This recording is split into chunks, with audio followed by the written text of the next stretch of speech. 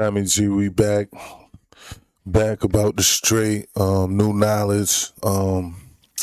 They talking about a shadow fleet, China helping them smuggle barrels of oil up out of there. So I don't know. This is news to me. We on top of it. We trying to follow every angle of the Strait. You know what I mean? Hopefully we get this under control very soon.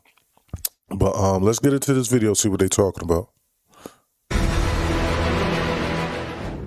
Despite U.S. efforts to restrict Iranian maritime trade through the Strait, Iran is turning to shifty strategies to keep going. One key factor is a hidden network backed by China that helps support Iran's oil black market. Iran is cooperating with China in an elaborate scheme to get Iranian oil to China to fund their wartime operations in an elaborate scheme using what's called a dark fleet. Now, let's uncover this.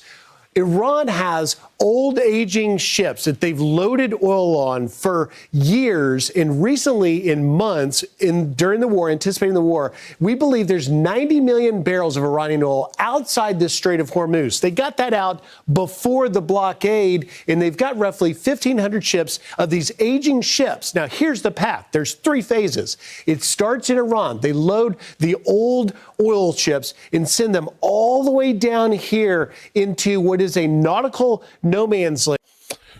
So basically, they did this before the blockade, but at the end of the day, all their funds are frozen. So even the money that came in for this, the money is still frozen. They didn't even get the money back from doing this. So what's the whole point of even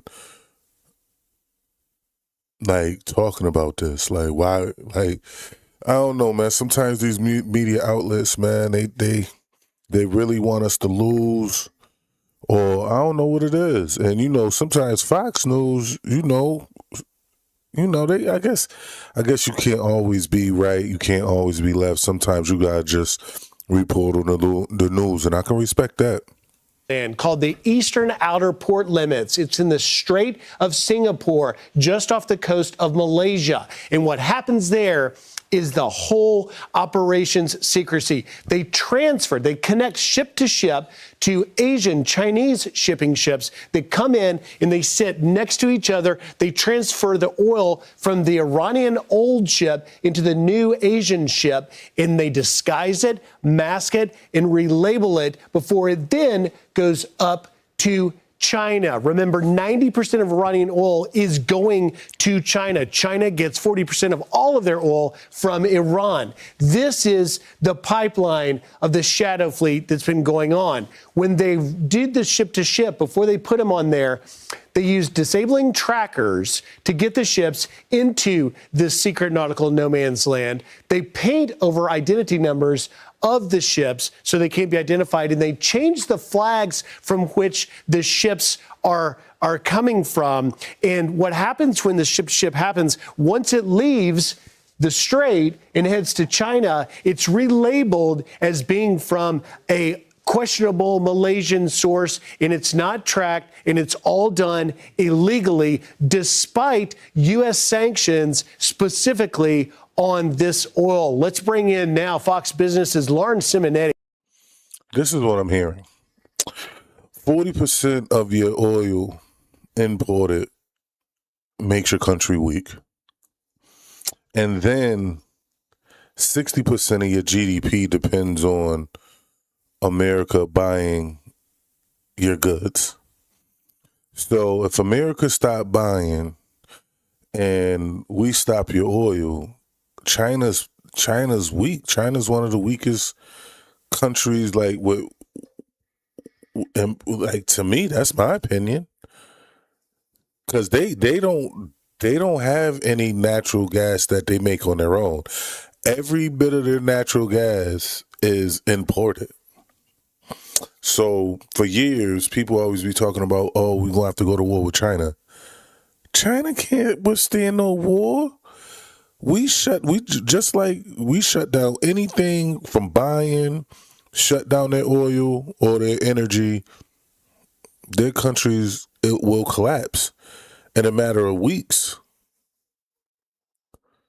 And then their real estate, What about their real estate? It's in a bubble right now. They have whole cities with people not even living in.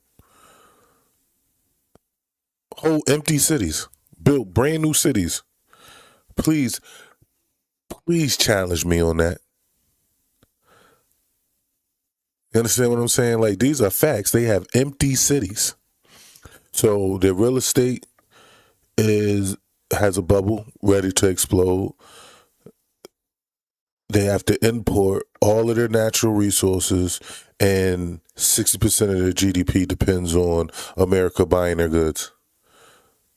What type of powerhouse is that? What type of global power is that? Let's get back to the video. Who has been on the tip of the spear of bringing us all of the important information. And Lauren, this is a big deal. Well, I tried to explain it there, but you know better than anyone. How significant is this? That was great, Griff. I mean, and this is who we're dealing with. Folks that paint the identity numbers of ships and turn off the transponders to do something that is illegal by the international community. How big of a deal is this? Well, you said the numbers. There's 90 million or $9 billion worth of Iranian illicit oil on these old ships. And I want to point out the age because it means that there could be oil spillage. There could be a leak. They put that oil on those ships and then they go undercover to send it to China, who buys 90% of their oil and keeps their economy afloat. And another thing that pisses me off, all these other countries, they don't abide by the rules. They do what they want. Nobody say nothing.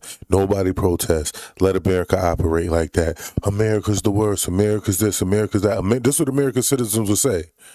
But outside of America, they let these countries do whatever. Don't say a peep. Don't research nothing. They even act like that these countries have the right to operate outside of all rules, all regulations, all sanctions, and only America got to play by the rules.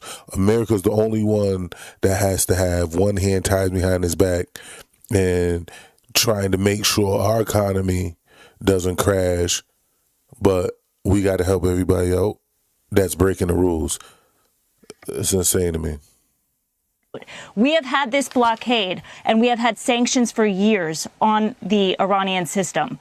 The reason that China is able to continue to pay Iran is because that oil was loaded before the blockade. It takes a few months to get to its destination. So with this system, Iran will still be paid by China through October.